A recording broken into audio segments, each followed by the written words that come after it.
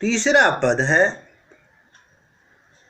हमारे हरि हारिल की लकड़ी, मन क्रम वचन नंद नंदन उर यह दृढ़ करी पकड़ी। जागत सोवत स्वप्न दिवस निशि कान्ह कान्ह जकरी। सुनत जोग लागत है ऐसो ज्यों करूई ककरी। सूतों व्याधि हम कौन ले आए देखी सुनी न करी। यह तो सुरति नहीं लय सौंपो जिनके मन चकरी। इस पद में गोपियाँ अपने प्रेम भाव को प्रकट करते हुए कहती हैं कि किस तरह का प्रेम है उनका। उदाहरण देते हुए वो बताती हैं कि उनका प्रेम उसी तरह है जैसे हारिल पक्षी एक लकड़ी के साथ प्रेम रखती है। क्या प्रेम रखती है हारिल पक्षी? हारिल जिसे हरियल भी कहा जाता है, यह हरे रंग के कबूतर प्रजाति की पक्षी है जो जंगलों में पेड़ों पर रहते हैं। पत्तों के बीच छुपने के लिए इनका रंग हरा होता है, जिससे बाज चील आदि के झपट्टे से ये बच जाते हैं। तो ये प्रकृति प्रदत्त गुण है इनका, लेकिन उनकी ये विशेषता है। विशेषता यह है कि जब वे उड़ती हैं तो अपने पैरों में एक लकड़ी पकड़े रहती हैं। कभी भी जब जहाँ वो बैठ जाती हैं तो वहाँ लकड़ी को छोड़ दें, लेकिन ज्यों ही उड़ती हैं वो लकड़ी को साथ में लेकर उड़ती हैं। ऐसा क्यों?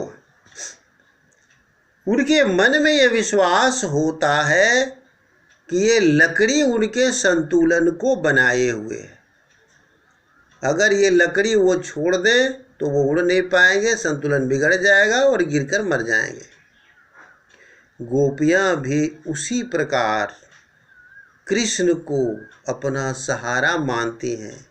उनके जीवन का संतुलन कृष्ण के कारण ही है। अगर वो कृष्ण की भक्ति को छोड़ दें, कृष्ण को छोड़ दें, कृष्ण के सहारे को छोड़ दें तो उनका जीवन नष्ट हो जाएगा, वो मर जाएंगी। यही उनकी भक्ति भावना है। इसलिए वो बताती हैं कि हम तो मन से, कर्म से, वचन से हमने नंद के नंदन यानी कृष्ण को, नंद के पुत्र कन्हैया को हमने अपने हृदय में कस करके पकड़ रखा है। हम जागते सोते सपने में रात दिन हर समय कान्हा कान्हा ही जपती है, कन्हैया कन्हैया ही करती है। और तुम जो ये योग की बात बता रहे हो, इस योग को सुनने से ऐसा लगता है जैसे ये कोई कड़वी ककड़ी है। कड़वी ककड़ी को आदमी मुंह में डालकर चबाता है, जैसे वो कड़वी लगती है, वो निगल नहीं पाता, उसे थूकना ही पड़ता है। योग मार्ग हमारे लिए बिल्कुल उसी ककड़ी की तरह है। हम इसको ग्रहण नहीं कर सकते, हम इसको निगल नहीं सकते, हम इसको अपना नहीं सकते, हमें इसे थूकना ही पड़ेगा। ये एक व्याधि है, एक भयानक बीमारी है, खतरनाक बीमारी है। हे उद्धव, ये बीमारी तुम ले आए हो हमारे पास। हमने न इसे कभी देखा है, न सुना है, न कभी किया है योग को। उस योग रूपी बीमारी को तुम हमारे पास ले आए हो।